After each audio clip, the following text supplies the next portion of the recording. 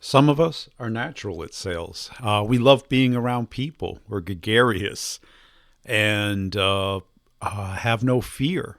We don't mind talking to strangers. We don't mind rejection. But then there's the rest of us that are human. And, talking to strangers is a little awkward.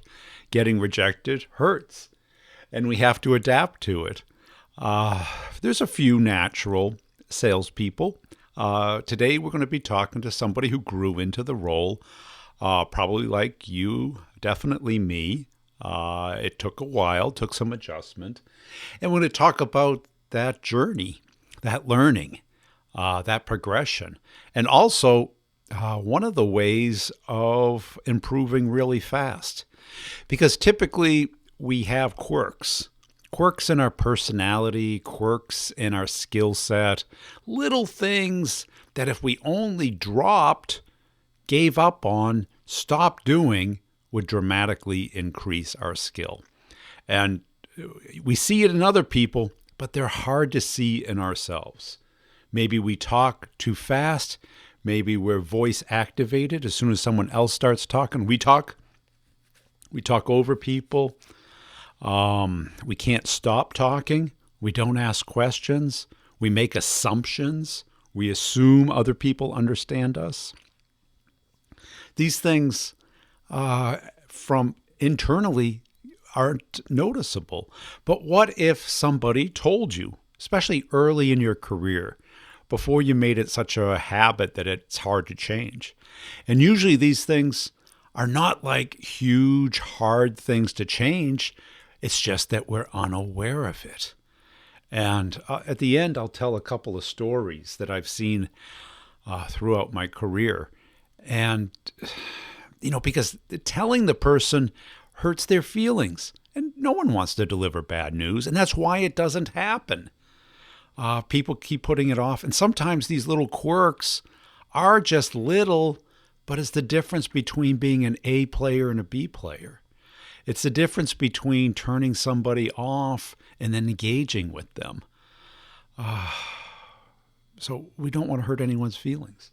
Let's get into this interview. I think you'll like this, especially if you're struggling or you feel like sales may not be for you, but you like it, or you're money motivated, or you want to become good at it. And what I've learned from interviewing all these great salesmen, almost none of them, I'd say less than 5% are that gregarious, life of the party type salesperson. There are them, and to non-salespeople, they appear as the great salespeople, but to clients, they may not, because you have to be a good listener to be in sales, because you have to understand the real issues, especially in business-to-business sales. In B2C, it's almost okay to be that way because the interaction is hour, 2 hours maybe. But in the longer, larger, complex sale, the issues are many. Some of them need to be discovered and pulled out. And you have to guide somebody through a process. And to do that, they have to want to talk with you. Now, why do you call your friends? Now, do you call your friends really to update them? Or do you call them to bond with them, to communicate, to feel understood? And why do you pick up a friend's call? Because you want to talk with them. Now, in sales, people get into this, I don't want to be anyone's friend, or I don't want to be a friend. You want to be friendly. You don't have to be friends. The distinction is worth noting because people cop out. They put on their sales voice. You ever heard the sales voice? It's the bubbly, and you can hear it all the time, especially on like the sales podcasts. People, ham it up a little bit. But is that really what you want in a friend? Or when you want somebody friendly, talking at your level, talking in an enjoyable tone of voice about enjoyable topics, typically about yourself, and them about themselves. What we want to do in sales is connect with another human. That's why we're there. Otherwise, it's just marketing and a website would do. And why doesn't that work? Have you ever called a call center? It's like talking to a robot. They're reading a script. English might not be their first language. They're not getting paid very well. They really don't care, and it comes across. They're looking at the clock and they're rating. It's taking human interaction down to the science level. And I keep seeing all these posts about making sales a science. Well, okay, is psychology a science? Well, kind of, but you ever been to a therapist? I think some of you need to go to a therapist. But if you've ever been, it's not really a science. You're connecting with somebody. There's a trust that has to be built up. All these little things that are hard to put a thumb on, hard to rate, and everybody wants to turn it into a science. Why do they want to turn it into a science? Because they don't want to believe what's really there. People hire salespeople to interact with other human beings. That's our value and that's our power. The further we move away from that, the least effective we become. Watch the people who are good at selling. They're good at connecting with the other person. There's somebody you want to talk to. Let's get into the interview. I'll sum it up at the end. Make sure you're going to B2BRevenue.com, checking out the courses. I solved the two major problems in the complex sale, getting those meetings. What's your calendar look like? Yeah, exactly. Nothing. Big empty. Big zero, Brian. I'll show you. Yeah. How's marketing going for you? Yeah? Yeah. You know you have to sell something to get paid, and you have to have meetings to get deals. So you better learn a better way. Oh, I'm going to use personalization and relevance. That's what I learned. Yeah, how's that working for you? Start the conversation, get the meeting. It's people talking to people. That's how you sell. And you have to break it down into tiny little pieces. It's not a subject line. It's no magic bullet. Your process becomes the magic bullet. And you get to see how to build that. B2BRevenue.com. Here we go. Hey, Sheila, welcome to the show. As a way of getting started, give us a little background on yourself. Hi, Brian. Thanks for having me. I'm really excited to meet you because you've been joining me on my daily COVID walks. I like to listen to what you have to say. It really resonates with me. Yeah. So hope you haven't been laughing too loud and jeopardizing your fellow walkers. no, I think we have it under control. But so since this is the truth about sales, I would say that I began my sales career in more like B2C as a Girl Scout selling cookies. It's been quite a while since then. Yeah. And then I sold retail in high school and college just to save up for college money. But I did not have exposure to sales growing up. And I honestly didn't know what I wanted to be. So I thought I wanted to be an architect and went to engineering school and realized that maybe that wasn't for me. I appreciate it, but I didn't have a gift. So when I got out of school, my goal was to find a blue chip company that would provide me with some sort of baseline training and help me figure out what I wanted to do, frankly. Yeah. And I was fortunate enough to have that experience with GE, General Electric, which was a very prestigious company at the time. And I joined their commercial training program, which is a rotation program that exposes you to technical sales, product marketing, marketing research. And through that exposure and through encouragement of some of the bosses, I ended up moving to technical sales. So it was not at all something that I was encouraged to do by my parents. My father was a scientist. My mother was a school teacher. They thought sales was not necessarily a respectable profession. Yeah.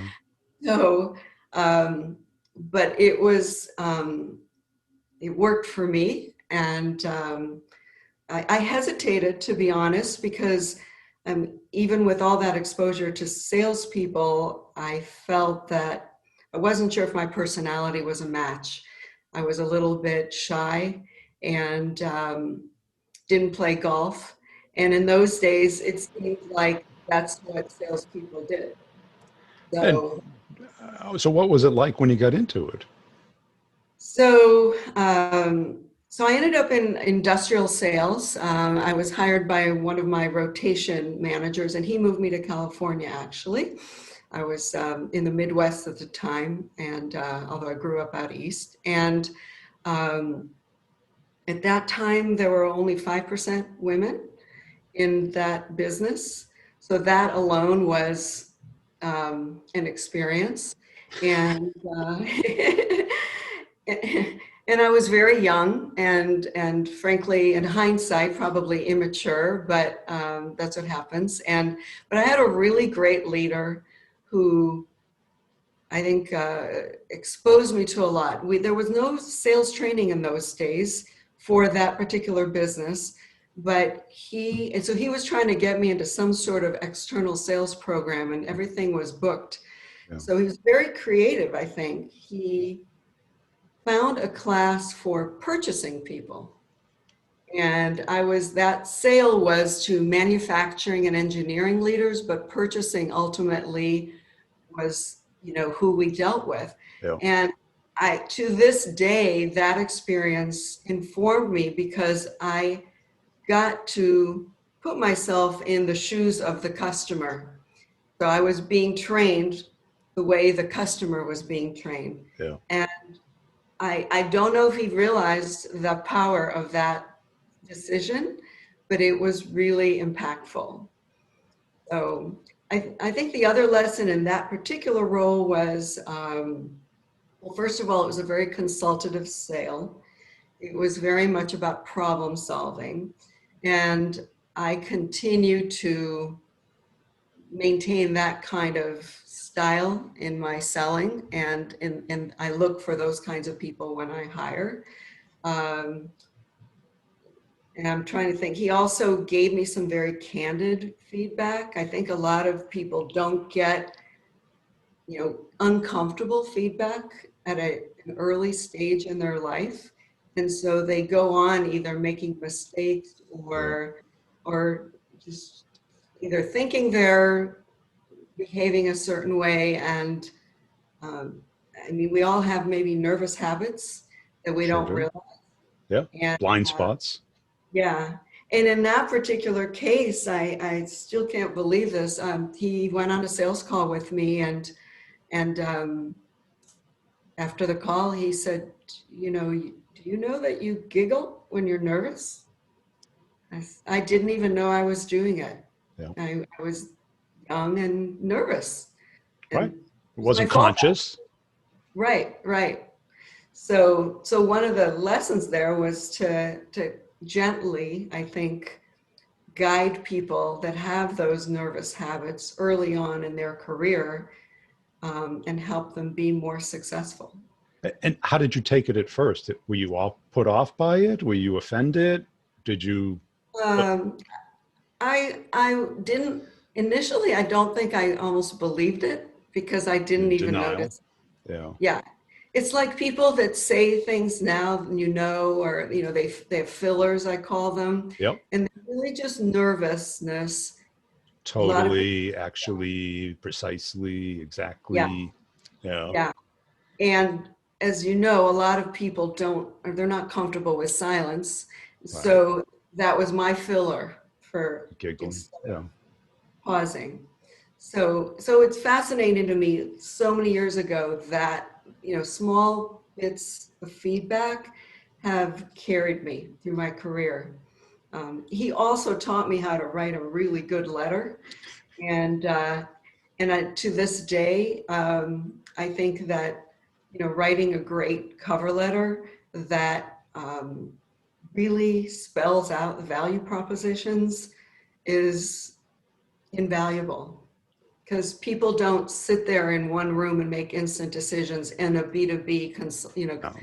big sale, right? They got a group of people, your email is going to be floating around the company. And if it's meaningless and if it doesn't tell people why they should buy from you, then why would you make them go through the work for you, Yeah. right?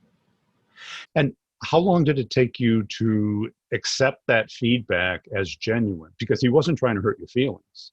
Right, right. No, I think once I was aware of it, Yeah. I got it. And yeah, I mean, I still, because sometimes I give people feedback now and I could tell they're a little hurt. It's a lot about, how you give it too. But I will use that as an example as, to show someone some vulnerability. I too had things I had to overcome. We all do. Yeah, And right. and hearing it when you were young versus 10, 15 plus years later. Right, right. Yeah. Because And he gave me good context. I was young. I looked 17, I swear. I looked extra young. I was tiny. I was super petite, and I was a woman. Um, and all of those things were probably considered negatives in certain ways at that time. So I remember having a customer tell me in that first sales job, a year later when he finally bought, he said, I made you wait longer because I didn't want anyone to say that I bought from you because you were a woman. So it may have gotten me in the door, but then I still had to earn it. and I think it's a sensitive topic, but we all have pluses and minuses. Mm-hmm. And Yes, that's, are we going to change the way the world is? We got to kind of like work exactly. around it. Yes, I really believe that our strengths are also our weaknesses. Yeah. We have to figure out how to develop the strengths and minimize the weaknesses and, excel through that. So, self-awareness, I think, is a really big attribute that is valuable in salespeople, but in all people. And sometimes it doesn't develop till we're a little bit more seasoned. Yeah. And how long did it take before you felt at home in sales? Uh, That's another 10 years. well, I would say that I developed confidence over time. Yeah. I think I hit it really pretty well. Well, now and we'll see, but I was probably less confident than a lot of my peers, and I hit it. And I also was quieter than a lot of my peers.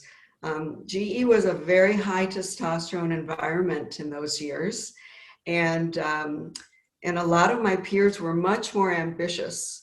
I never really wanted to run a company, or I wanted to climb the corporate ladder, but I wasn't in any rush to get there. Yeah.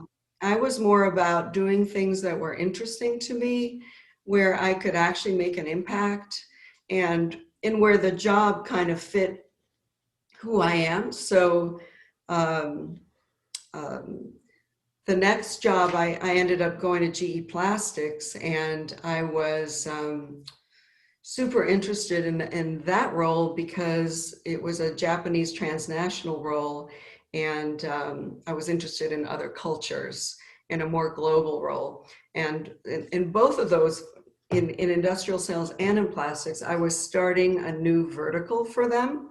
So it was always something different. I always asked for the more challenging roles. I thought that vanilla sales jobs would be boring for me. Yeah. So, And that's what's good about a bigger company is that there's yes. different angles that you can take. Yes, yes, yes. And I really encourage younger people, frankly, to start at a bigger company if they can get one that'll train you and expose you, because there are only so many places you can go in a smaller company unless it scales really quickly. Yeah, So, especially if you don't know what you want. right, right, exactly, exactly. And then the other thing that was kind of lucky for me at GE Plastics, and then in other roles in my life, frankly, is when I start the verticals, I kind of crack the code on how to sell in that space, Yeah. then it's natural for me to get that leadership role. Right. And it moved me to several times in my career, including this particular company. I ended up being a player coach, which is not a job for everyone. No. In fact, it's probably not a job for most people.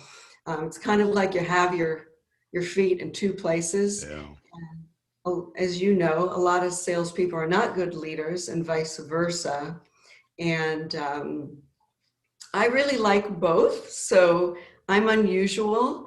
I've been accused of liking the leadership role, but preferring the compensation plan for an individual Oh, go contributor. crazy, isn't it? You're the only one. I know. So original, right? Yeah. Well, that's it. You say like, wow, I like leading and helping people and building this, but I sure do miss those big bonus checks. Yeah, exactly. So I've tended to like hop back and forth, which I know is not common. The GE structure was, we called it the zigzag approach, where sometimes it was moving from the manufacturing to the field to back, Yeah. kind of moving up. But what I learned from there is that there are junior sales leadership roles and there are large global sales roles that are actually bigger and more kind of leadership oriented than the junior sales role. So I tend to like the more meaty, complex sale. But I think it's important for people to expose themselves to a lot of different businesses. I was, again, fortunate at GE. They moved us from business to business. And so it was more about your skill set and less about your domain expertise. Yeah. And my observation in tech is not that way. Generally, a lot of companies, they want you to have the same background of that particular product, right? Yeah. So it really like depends, I suppose. And what were some of the key takeaways that you had as you progressed from a sales skills mindset standpoint? So I learned from each one, and I feel like things were done differently in the olden days. But I think I because I had to work hard for certain things, I now appreciate sales tools that exist.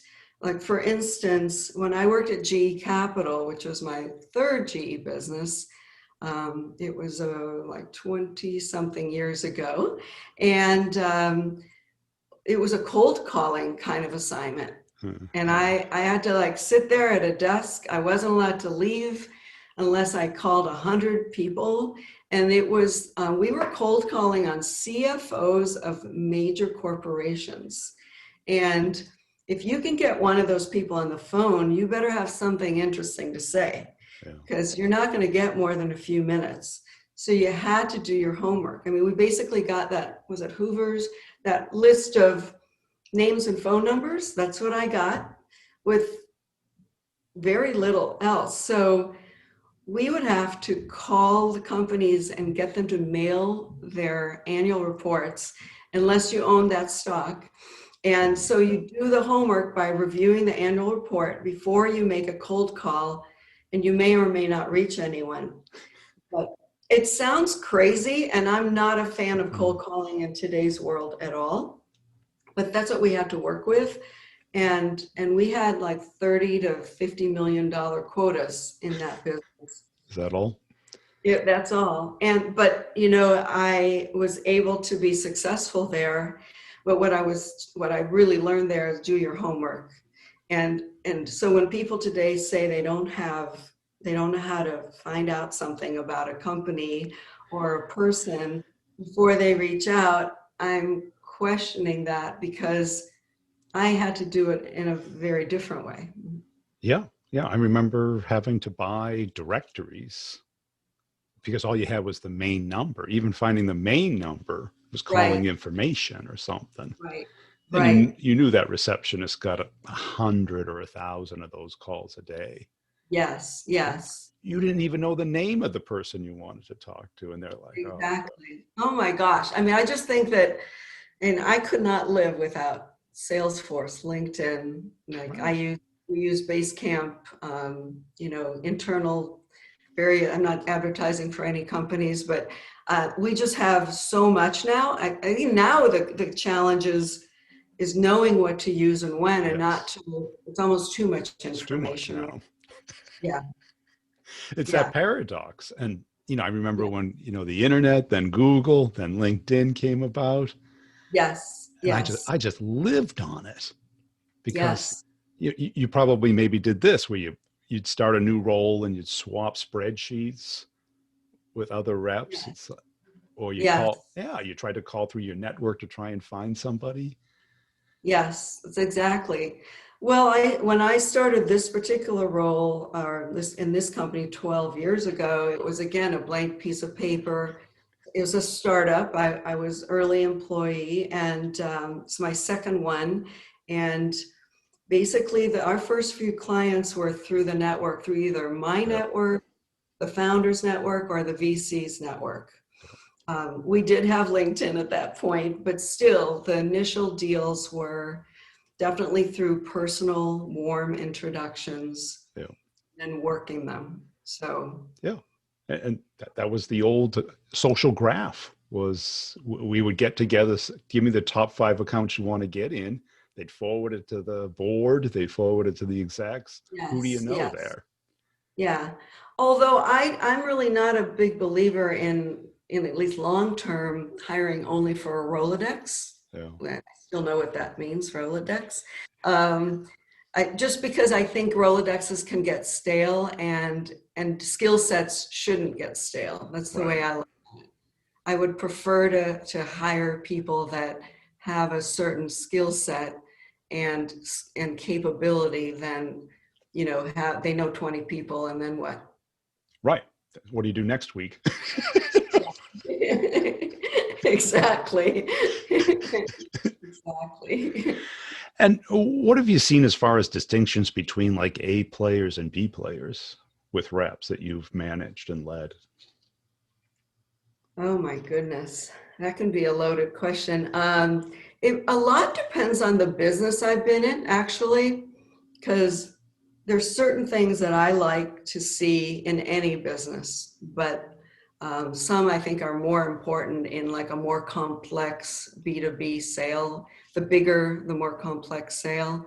So I actually like smart people. No, you It's don't not like a, dummies? I like that combination of IQ and EQ. Yeah. I tend to prefer people with some experience at this stage of my career the bigger enterprise jobs.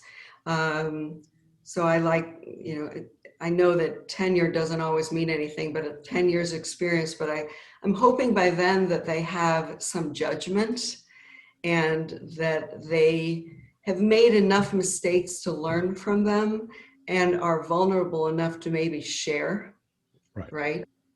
Um, so that their ego is kind of in check, right? It's been tested a bit.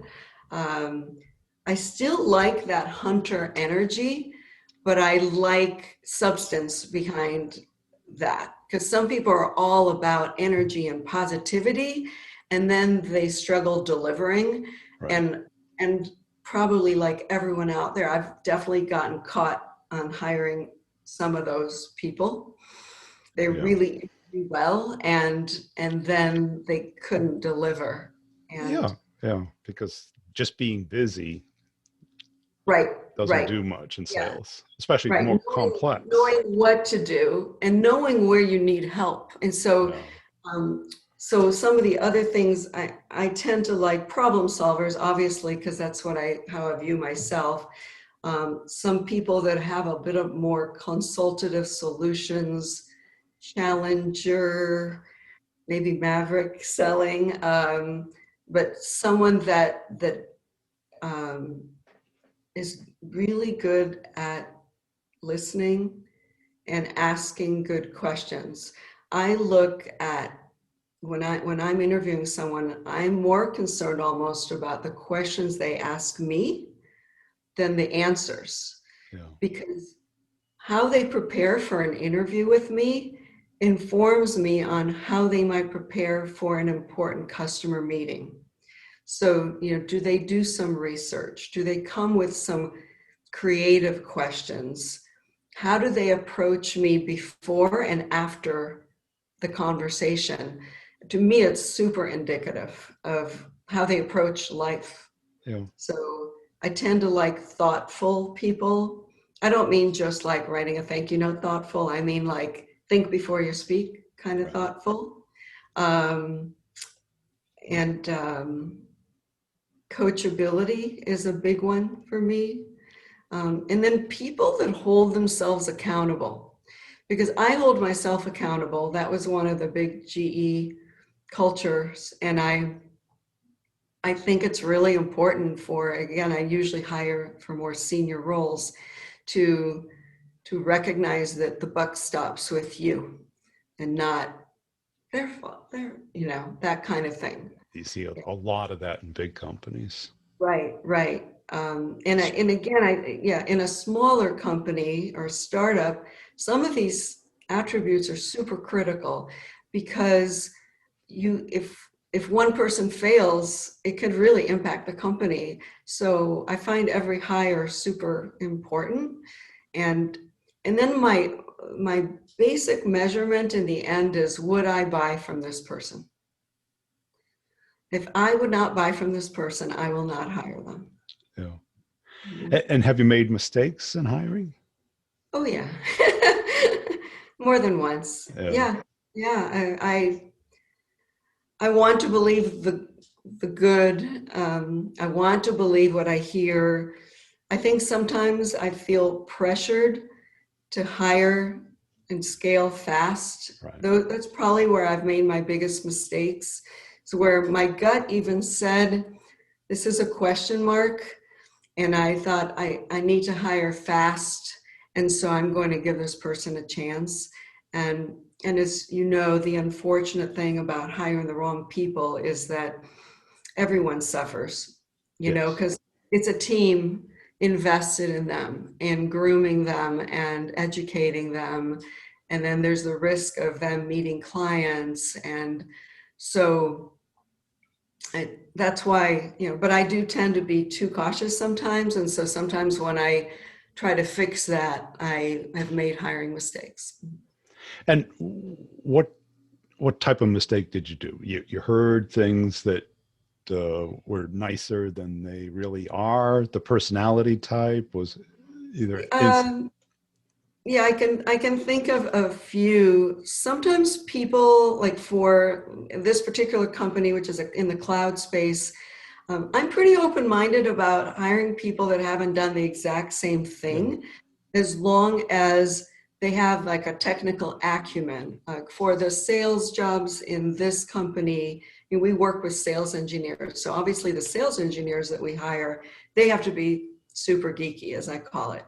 But the sales people need to be able to speak in generalities about the technology, but they really need to be great salespeople and know how to bring other people in when they don't, yeah, you know.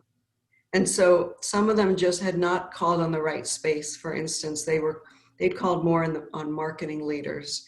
In our company, we're calling more on sales engineering leadership, IT, and somehow it just wasn't a match.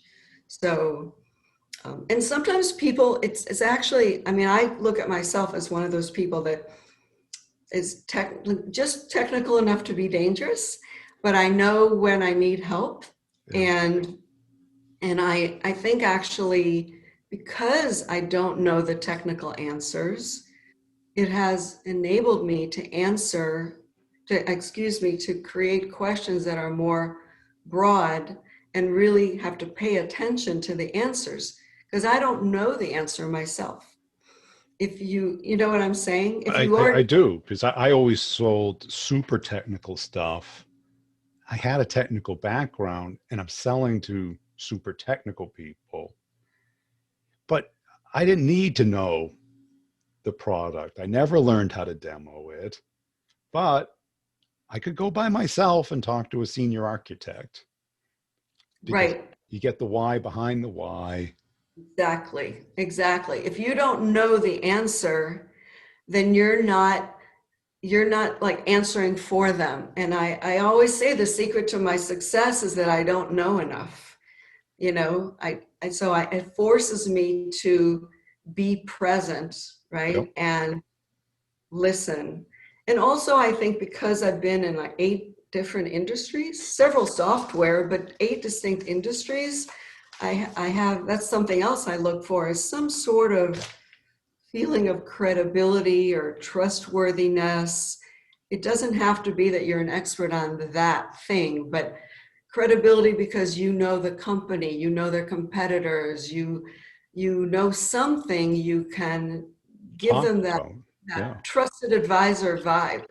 It Yes. doesn't have to be in their domain. It could be in, how do their competitors, without telling them their competitors, best practices. How do other people do things? So you have to find your strong suit and get that trusting relationship, or you're not going to be successful, I think.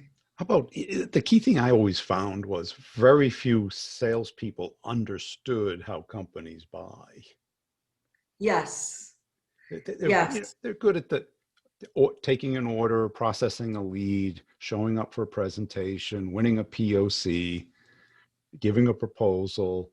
But then if it gets stuck, they don't know. Yes. Yeah. So interesting. My approach, and also the way that I try to coach people, is I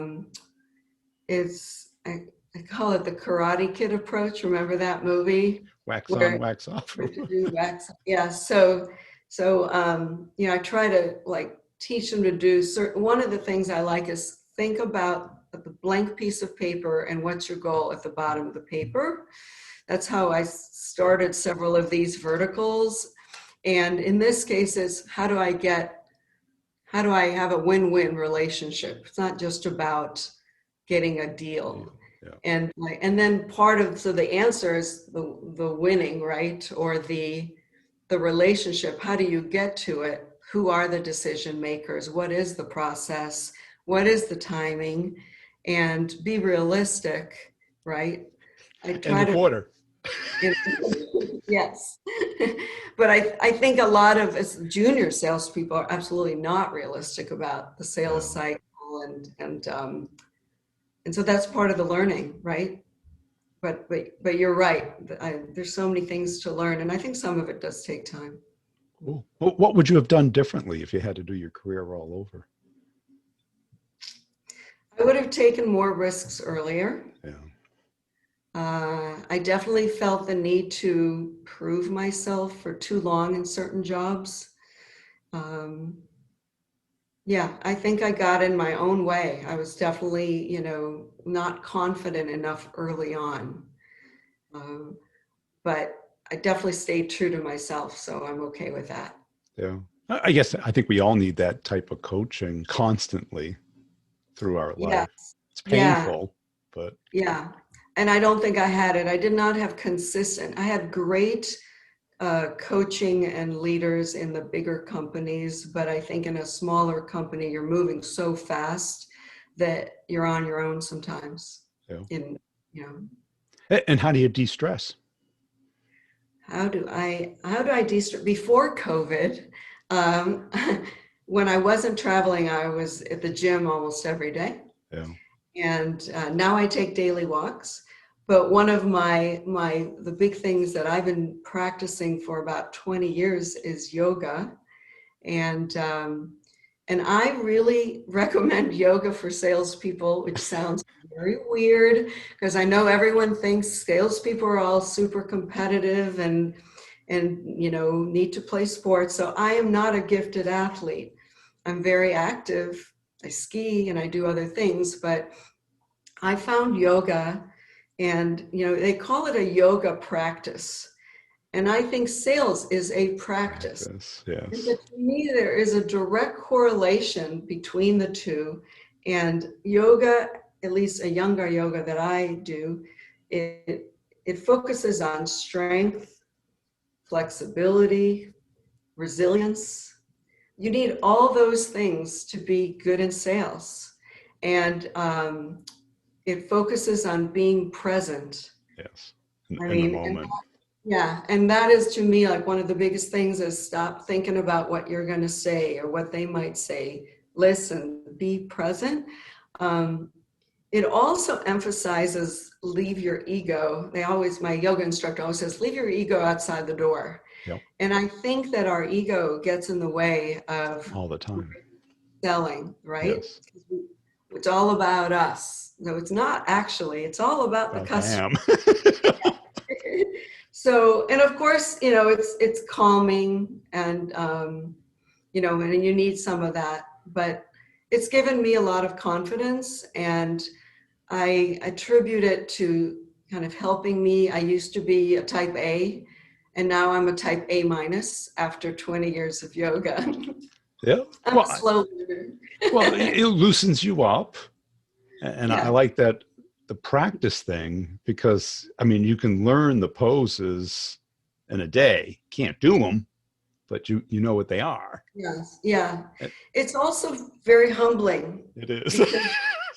You can never be perfect. Well, I could never be perfect in yoga. And I think I could never be perfect in sales. No, can't. And it's just, to me, it's all part of life. I like to keep learning, keep improving. And so I think sales is a great profession for that. Cool. So. Hey, it's been a fun conversation. Where can people go to connect and follow you? They're welcome to reach out to me on LinkedIn, Sheila, Sheila, Aharoni, Aharoni. And really appreciate it, Brian. I love what you do, and it's been really fun. Hey, I hope you enjoyed that interview. I think when somebody tells you blatantly exactly the little thing that you have to change, it has an enormous impact. I've had a couple of instances. I'm sure you've had this before. I had a great friend that I worked with, and he noticed that every time he started talking, people would walk away from him. And he blamed it on a lot of things. Oh, people don't like me, or is it because of this or that? And, I listened to it for months on end. And then one day I just said, dude, do you really want to know? And he goes, no, tell me. Because he thought it was something else. And he took the victim mentality, a prejudice type thing. I go, it has nothing to do with that. I go, dude, your breath. I don't know what it is, but you got to go to a dentist. I think he just had an abscess tooth, and that's what it turned out to be. He had a bad tooth that needed to be pulled. And, I hurt his feelings, and he didn't talk to me for a couple of days. But after he went to the dentist, and after a week or two, he thanked me. He goes, you know what? I probably would have went years thinking it was the other thing. Thinking, it was the way he looked or the way he dressed or his age or his height. He was giving it all kinds of reasons. And we do this in life and in sales because we don't want to face these things. And sometimes we're blind to them. Now, this was the type of thing, how would he figure this out? He had gotten used to the smell of his breath. But, would anyone else tell him? No. His parents didn't tell him. Maybe they didn't notice, or they didn't get close enough. His other friends didn't tell him. He thanked me, but it took a lot to get there. It took a lot for him to realize this. And how many of these things do we see? I've told the story before. There was a sales rep that worked for me. And one time he just frustrated me because he was voice activated. And I knew this was going to stand in his way. And not only was he voice activated, he was a long talker. The people who just talk and talk and talk. And one day I just got frustrated with him, and I said his name, and I go, look, dude, you gotta put a little pause in between the time you stop talking and let the other person talk. And take a breath. slow down. After 2 sentences, take a break. And I hurt his feelings. And it was too direct. And I get it. I should have done it more politely, maybe over a couple of beers, maybe under a more socially acceptable situation. But even till today, he has thanked me for that. He goes, my career changed after you told me that, and you hurt my feelings with it. Now, what in our own life, do we have somebody in our life that can tell us this, that can correct us, that can save us years of doing dumb little things? I'll give you some examples in sales just to help you out. I don't even know you, but do you show up late? Okay. This pisses a lot of people off. It doesn't matter to some people, but to a lot of people it does matter. And I don't mean show up on time. I mean early, prepared, not shuffling through your papers, no excuses about traffic. How about, do you talk too much? Do you talk too long? Are you voice activated? As soon as you hear someone else's voice, do you have to talk? Are you asking questions or are you making statements? Do you really understand the other person? Now, some of these things are deeper than others. Some are annoying. Some are just little glitches in our personality. And most things in sales take a long time to become good at, but other things are changeable pretty quickly. Showing up on time, showing up prepared, having the questions, thinking through what the other person is going through. Those things, we can do pretty quickly. And I think we all have that confirmation bias. Go read the comments on LinkedIn posts, and 80% of them are confirmation bias. What I mean by that is people assume that they understand what the video and the topic is about. They don't question it. They don't dig in deeper. They don't try and clarify. They just click. And this is why we watch the news and believe the things that we want to believe. Now, in sales, this is dangerous because you're not thinking, you're reacting. And anyone can react, and we all do. Very few people think. Thinking is where the magic happens. That's where we have to develop ourselves. Now, it takes energy, and that's why we don't do it. The default is confirmation bias, and we need it, and it keeps us alive, but it doesn't let us grow. Now, think about how you become better at something. What you have to do is analyze what you're doing now, consider the alternatives, find out which one's best, and then practice. Too many people want the template, but what if the template doesn't work? What if a template is expired? Now, you can build your system, and hopefully it's more than a template. Hopefully you get better at these individual steps. Now, think about any sport. What do? They break it down. They break down the games. I have a chess coach, and what we'd practice openings, almost till you ready to pull your hair out. But you get better. That's how you get better at it. You got to get out of that comfort zone. And what you get out of the courses is that breakdown of the step-by-step process. You make it yours, but you understand each one. It's not a bunch of templates. It is kind of a workflow, but the workflow is adapted to your particular customers and your style. It's not using my style. It's using the style that people want to be approached with. Now, does it work? Nothing works 100% of the time with people. Go figure. But all you need is 50% and you're crushing it. Now, what would it be like if you had your system? And that's what the great salespeople, they all have a system and they all work on it and they never get comfortable with it. Go to b2brevenue.com. Check out the courses. I've made a video giving the overview. It has 3 major components. One is the core content.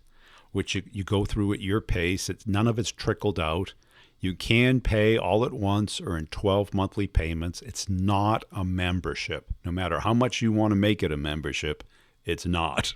Okay? I set the rules. You don't. But I wanted to spread it out over 12 months so you could pay as you get the value in 12 equal monthly payments. If you can't afford it, don't sign up.